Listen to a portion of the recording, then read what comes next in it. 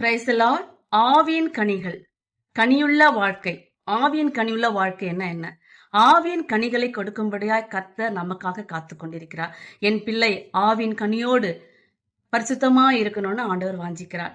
கனி கொடுக்காத மரங்கள் எல்லாம் வெட்டுண்டு அக்கினிலே சுட்டெரிக்கப்படும் என்று ஆண்டவர் சொல்றாரு. அப்ப நம்ம எப்படியான கனிகளை கொடுக்கணும்? ஆவியின் கனிகளை கொடுக்கின்ற பிள்ளைகளாய் ஆண்டவர் எதிர்பார்த்து நிற்கிறார். கலாத்தியர் 5:22-23 வரைக்கும் 9 ஆவியின் கனிகளை நாம் தரித்த பிள்ளைகளாக இருக்கணும். அன்பு, சந்தோஷம், சமாதானம், நீடிய பொறுமை, தயவு, நற்குணம், விசுவாசம், சாந்தம், இச்சை அடக்கம். இந்த 9 ஆவியின் கனிகளும் ஒருத்தவங்க தரித்திருந்தாங்கன்னா அவங்க தான் ஆவியின் கனிகளை உடைய பிள்ளைகள். இதுல ஒண்ணும் மிஸ் ஆனா கூட ஆண்டவர் நம்முடைய ஜெபத்தையோ நம்முடைய ஆராதனையோ நம்முடைய ஊழியங்களையோ அவர் அங்கீகரிக்க மாட்டார். அன்பு இல்லாம அந்நிய பாஷை பேசினாலும் தீர்க்க தரிசன வரங்களை உடையவர்களா இருந்தாலும் தேவன் நாம் அன்பு இல்லைன்னா நம்முடைய ஆராதனையை அவர் அங்கீகரிக்க மாட்டார். 1 கொரிந்தியர் 13 அவர் சொல்றாரு, அன்பு எல்லாத்தையும் தாங்கும், பொறுமையே கொடுக்கும், நீடிய சாந்தத்தை கொடுக்கும். அன்பு இல்லைன்னா ஒன்றும் இல்லை. எவ்வளவுதான் நம்ம அந்நிய பாஷை பேசி பெரிய பெரிய மேடை போட்டு ஊழியம் செஞ்சாலும் உனக்கு கீழே எளிமையில இருக்கிறவங்களுக்கு நம்ம உதவி செய்யலன்னா, அன்பா இல்லைன்னா நம்ம ஒன்றும் இல்லை.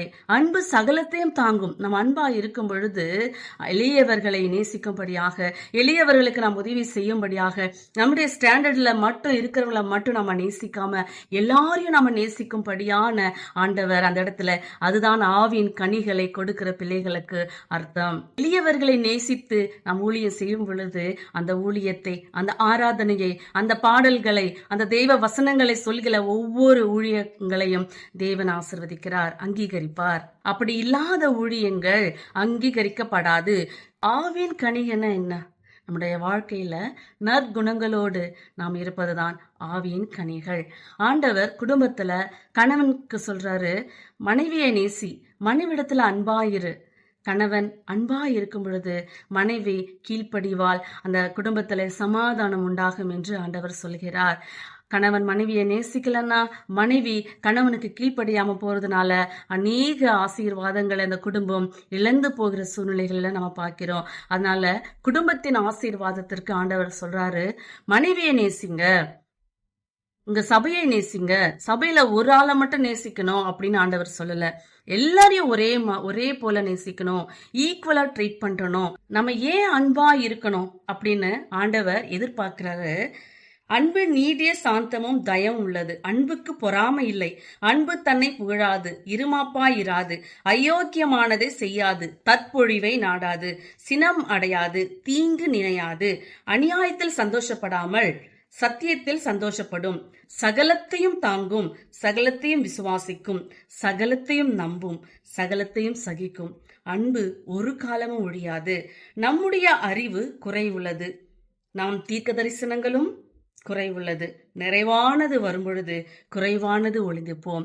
அன்பு நமக்குள்ளாக வரும்பொழுது தீர்க்க தரிசனங்களாகட்டும், அந்நிய பாஷைகளாகட்டும், ஆராதனைகளாகட்டும் எல்லாம் நிறைவாகி போகும் என்று கர்த்தர் இந்த வசனங்கள் மூலமாக நம்மோடு பேசிக்கொண்டு இருக்கிறார். நாம் ஆவின் கனிகளை எப்படி கொடுக்க முடியும் என்று நம்ம யோவான் 15:5 நானே திராட்சை செடி, நீங்கள் கொடிகள் ஆண்டவர் சொல்றாரு. அந்த திராட்சை செடியோடு கொடிகளாகி நாம சேர்ந்து இணைந்து அவருக்குள்ளாக இருக்கும் பொழுது ஆவியின் கனிகளை நாம் கொடுக்கிற பிள்ளைகளாய் ஆண்டவர் மாற்றி போடுவார். நம்ம தேவனோடு இணைந்து இருக்கும் பொழுது அவர் நற்கனிகளை கொடுக்கும்படியாய் நம்மை மாற்றி போடுவார். தேவன் அன்பாகவே இருக்கிறார். 1 யோவான் 4:8 தேவன் அன்பாகவே இருக்கிறார். அதனால நாமும் அன்பாக இருக்கணும் என்று ஆண்டவர் எதிர்பார்த்து நின்று கொண்டிருக்கிறார்.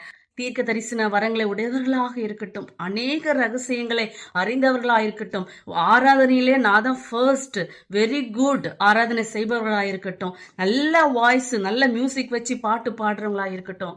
ஆனா சொந்த குடும்பத்துல, உங்க சகோதரர் மத்தியில, உங்க சகோதரிகள் மத்தியில, நீங்க காண்கிறவர்கள் மத்தியில, கண்ணு முன்னாடி இருக்கிறவங்க கிட்ட நீங்க அன்பா இல்லைன்னா காணாத தேவனிடத்தில் நீங்க அன்பா இருக்கிறீங்களா இல்ல இணைஞ்சிருக்கீங்களா என்பதுல சந்தேகமே. மலையை பார்த்து பெயர்ந்து போ என்று விசுவாசம் இருக்கிறவர்களாக இருக்கட்டும், ஒரு வியாதியை குணப்படுத்துவர்களாக இருக்கட்டும், எந்த பவர் உங்ககிட்ட இருந்தா கூட காண்கிற உங்க சகோதரர்கிட்ட நீங்க அன்பா இல்லைன்னா உங்களோட ஊழியமா இருக்கட்டும், உங்க ஆராதனையா இருக்கட்டும், அது அங்கீகரிக்கப்படாது. அதை வெட்டி தேவன் சுட்டெரித்து போடுவார். இப்படியாக நற்கனிகள் இல்லாத ஊழியங்களா இருக்கட்டும், காரியங்களா இருக்கட்டும், ஆண்டவர் அக்கினியிலே சுட்டெரித்து போடுவேன் என்று நம்மோடு இன்று பேசிக்கொண்டிருக்கிறார். நம்ம வேலை செய்கிற இடமாகட்டும், நம்ம கூட இருக்கிற கொள்ளிக்கிட்ட நம்ம அன்பா இல்லைன்னா அந்த இடத்துல நம்மளுடைய ஆசீர்வாதத்தை நம்ம கையிலிருந்து அவர் பிடிங்கி போடுவார். நம்மளோட குடும்பமா இருக்கட்டும், நம்ம குடும்பத்துல இருக்கிறவங்க கிட்ட நம்ம அன்பா இல்லைன்னா குடும்பத்தின் ஆசீர்வாதத்தை ஆண்டவர் நம்ம கையிலிருந்து பிடுங்கி சுட்டெரித்து போடுவார். நம்முடைய சபையா இருக்கட்டும், சபை மக்களிடத்துல ஒருவர்கிட்ட நீங்க அன்பா இல்லைன்னா அந்த சபையில ஆண்டவர் நின்று சுட்டெரித்து போடுவார். அந்த சபையின் ஊழியங்களை ஆண்டவர் சுட்டெரித்து போடுவார்.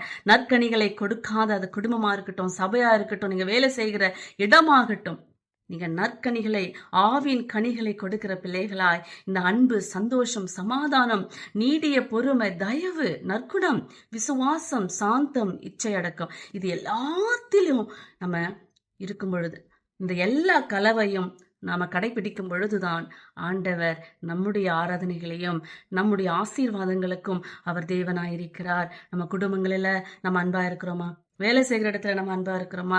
நம்ம ஆராதனை செய்கிற இடங்கள்ல அன்பா இருக்கிறோமா? சில சபைங்கள்ல பயங்கரமான போட்டி, நீயா நானா, நீ ஆராதனை செய்யறியா, நான் ஆராதனை செய்யறேன்னா, நான் நல்லா பாட்டு பாடுறேன்னா நீ நல்லா பாட்டு பாடுறியா? நான் ஒரு சர்ச்சுக்கு போயிருந்தேன், அந்த சர்ச் பேர் சொல்ல வேணாம்னு நினைக்கிறேன். அந்த சர்ச்ல பக்கத்துல இருக்கிறவங்களை கூட பார்த்து ஸ்மைல் பண்ணி பேச மாட்டேங்கிறாங்க. அது எனக்கு ரொம்ப ஒரு மிகப்பெரிய ஆச்சரியமா இருந்தது. நான் ஃபர்ஸ்ட் டைம் அது மாதிரி பார்க்குறேன். முகம் தெரியாதவங்களை வரும்பொழுது நம்ம ஆண்டவருடைய சன்னிதானத்தில் அவங்கள வெல்கம் பண்ணி அன்பாய் அவளை விசாரிக்கும் பொழுதுதான் ஆண்டவர் அந்த ஆலயத்தின் ஊழியங்களையும் அந்த ஆலயத்தின் ஆராதனைகளையும் அங்கீகரிக்கிற தேவனாய் இருக்கிறார். இல்லைன்னா ஆண்டவர் சொல்றாரு, நான் அக்கினிலே சுட்டெரித்து போடுவேன் என்று ஆண்டவர் சொல்லுகிறார்.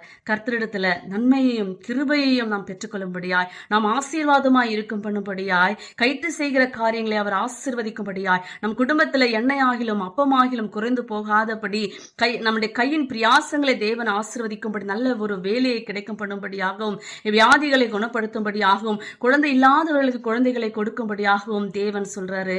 நற்கனிகள், ஆவின் கனிகளை நீங்க தரித்துக் கொள்ளுங்க. நீங்கள் மிகுந்த கனிகளை, நீங்க மிகுந்த ஆசீர்வாதங்களுடையவர்களாய் காணப்படுவீர்கள் என்று கர்த்தர் நம்மோடு இன்று பேசிக் கொண்டிருக்கிறார். கர்த்தர் இந்த வசனத்தை கேட்டுக்கொண்டிருக்கிற ஒவ்வொரு பிள்ளைகளுக்கும் ஆண்டவர் என்று வாக்களிக்கிறார். நான் உங்களை ஆசீர்வதிக்கிறேன். ஆனா ஆண்டவர் எதிர்பார்க்கிறது நற்கனிகள், ஆவியின் கனிகளை மட்டுமே. நம்ம அன்பா இருக்கும் பொழுது சந்தோஷம் அந்த இடத்துல உருவாகும். நம்ம சந்தோஷமா இருக்கும் பொழுது எல்லாருக்கும் ஒரு சமாதானம், நீடிய பொறுமை, மற்றவர்களால் நமக்கு தயவு கிடைக்கும்.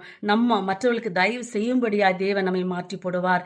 அவர் நம்முடைய சந்தோஷத்தையும் நம்முடைய தயவையும் இரக்கமுள்ள பிள்ளைகளாகவும் தேவன் நம்மை மாற்றி போடுவார். திராட்சை செடியான அவரோடு நாம் கொடிகளாக இணைந்து இருக்கும் பொழுது எப்படி நான் ஆண்டவரோடு இணைந்து நற்கனிகளை கொடுப்பது என்று அநேகருக்கு ஒரு சந்தேகம். சங்கீதம் 1ஆம் அதிகாரத்துல 2-3 வசனங்களை வாசிக்கும் பொழுது, கர்த்தருடைய வேதத்தில் பிரியமாயிருந்து இரவும் பகலும் தியானமாயிருக்கிற மனுஷன் பாக்கியவான். அவன் நீர்க்கால்களின் ஓரமாய் நடப்பட்டிருக்கிற மரங்களைப் போல செழித்து மிகுந்த கனிகளை கொடுப்பான் என்று 3ஆம் வசனத்துல நாம் வாசிக்கிறோம். இலை உதிராதிருக்கிற மரத்தை போல இருப்பான்.